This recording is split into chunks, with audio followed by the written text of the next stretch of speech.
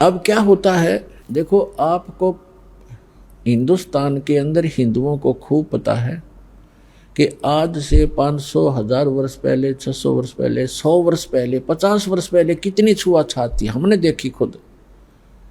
हरिजनों को, छोटी जाति वाले जो मानते थे, इनको मंदिर में तक घुसण भी नहीं दिया करते, बाहर खड़े खड़े ये अपना कोई मांग मूंग लेते, जो लेना देना होता बाहर ही दे दिया करते, इनको टुकड़े टाकड़े।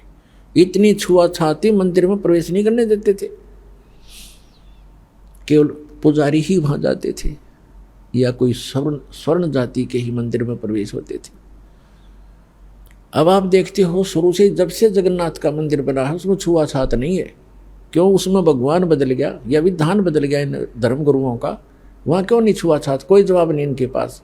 अब सच्चाई क्या है ये दास बताएगा। जब वो मंदिर बनकर तैयार हो गया और मूर्ति स्थापना कर दी, अगले दिन उसकी पूजा करनी थी, वो प्राण प्रतिष्ठा का है ना, वो करनी थी। देखा कल मारी जा रही हमारी, कारीगर तो मूर्ति बनावे और पुजारी उसमें प्राण डाल है, और फिर हम पूजा उस पत्थर ने। बता, ये थी पूजा हमारी, प्राण उसमें प्राण प्रतिष्ठित करे था, करें पुजारी, आगे भी इसमें प्राण डाल दिए, फिर भगवान खा करेगा जब हमने प्राण डाल दिए उसमें। अकल मारी जा रही थी हमारी, कोई ज्ञान नहीं था, कोई आधार नहीं था। तो फिर क्या हुआ, सुबह चले पांडे पूजा करने के लिए, राजा भी साथ में, रानी भी साथ में, सैनिक भी साथ में, आगे आगे पांडे। और परमात्मा वहाँ घूमते थे, उनको पता था ये शूद्र है, ब्राह्मणों को, पंडितों को पता था कि शूद्र है।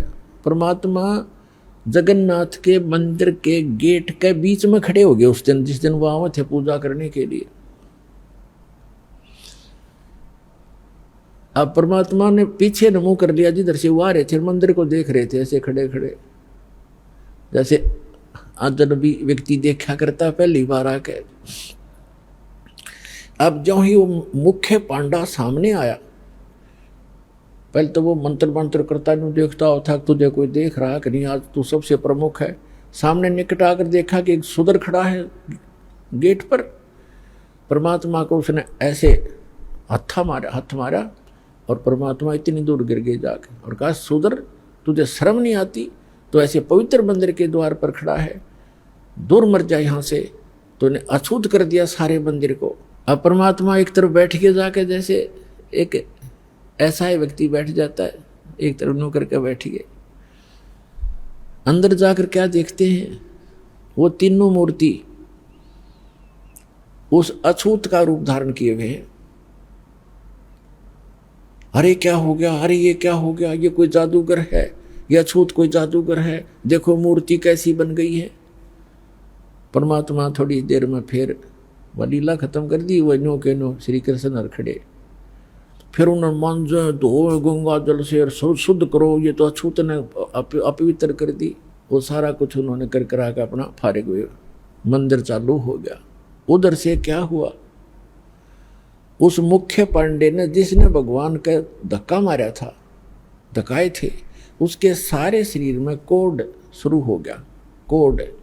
कोढ़ ही हो गया, वो चाम कटकट पड़े, सारी रात रोए चिल्लावे, सारी जड़ी बूटी करवा ली, सारी सतुति प्रार्थना। भगवान कृष्ण का कट्टर पुजारी था, उसको अर्ज कर लिया। तो सपने में श्री कृष्ण दिखे उसने और कहा जाके कि पांडे, उस महापुरुष के चरण धो के पी ले, तेरा तब पीछा छूटेगा, नहीं तो तेरी जान नहीं बचेगी। मेरे पास कोई तेरा समाधान नहीं इसका। अब कहते मरता क्या नहीं करता।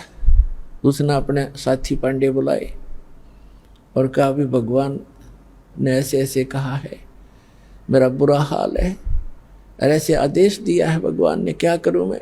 वो कहने लगे, क्या फर्क पड़ता है, जान बच जाएगी, हर चल चरणामृत ले ले, उसके माफी मांग ले, क्षमा याचना कर ले। अब परमात्मा बैठे थे वहां, घूमया करते हो तो काम ही सारे थे। अब वो पांडा तो लेकर चल रहा, कटोरे में जल चरणामृत बनाऊंगा। वो निकट आओ, परमात्मा आगे को चल दे, अके नहीं पांडे दूर रहना, हम अछूत है, दूर रहना, अछूत है। और वो हाथ जोड़ा, महाराज डट जाओ, महाराज जी रुक जाओ, मैं मर गया, मेरा बुरा हाल है। कि नहीं, आप अछूत, आपको अछूत के निकट नहीं आना चाहिए। अब काफ़ी देर उनकी रिहर्सल करके रैली काट गए, तो बैठ गए एक पत्थर पे। अकबोल क्या कहना चाहते हो? उन्होंने कहा जी ऐसे ऐसे मुझे कोड लग गया, मेरा कुछ समाधान बताओ। आपके चरण धोकर पीऊँगा, श्री कृष्ण जी ने बताया है। परमात्मा बोले चरण धोने बात अच्छी बात है, लेकिन केवल चरण धोने कर पीने से नहीं बनेगी बात।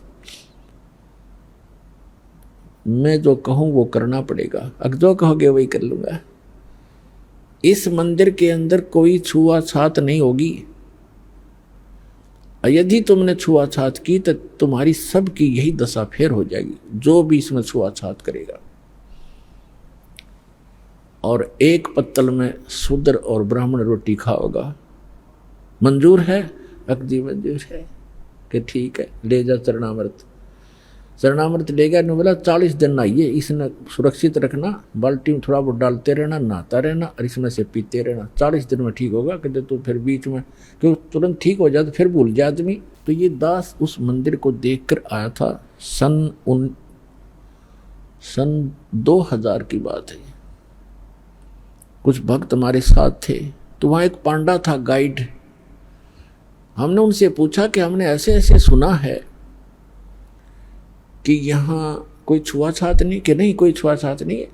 यहाँ पांडा भी, पुजारी भी, अगर आवश्यक हो और कोई भी आओ यहाँ पर, अछूत आओ, कोई सब इकट्ठे बैठकर खाते हैं खाना।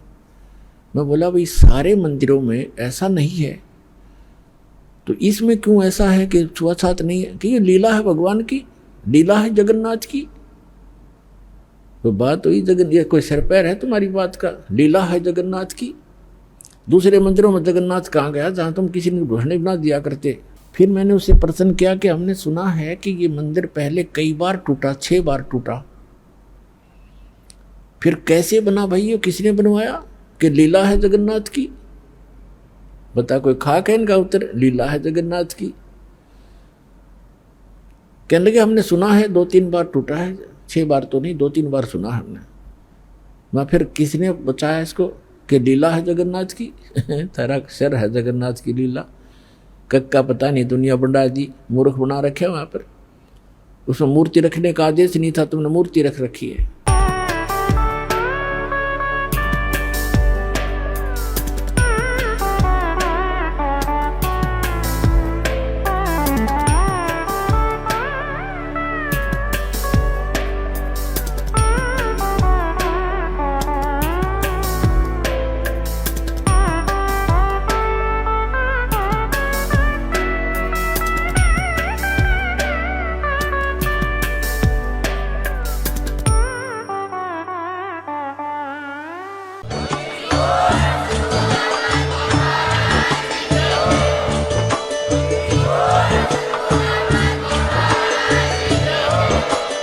आप सुन रहे थे जगत गुरु तत्वदर्शी संत रामपाल जी महाराज जी के मंगल प्रवचन। अधिक जानकारी के लिए विजिट कीजिए हमारी वेबसाइट www.jagatgururampalji.org। संत रामपाल जी महाराज जी के शुभ आशीर्वाद से पूरे विश्व भर में 500 से भी ज्यादा नाम दीक्षा केंद्र हैं, जिन पर संत रामपाल जी महाराज जी द्वारा ऑनलाइन निशुल्क नाम दीक्षा दी जा रही है। अपने नजदीकी नाम दीक्षा केंद्र का पता करने के लिए संपर्क करें 8222880541।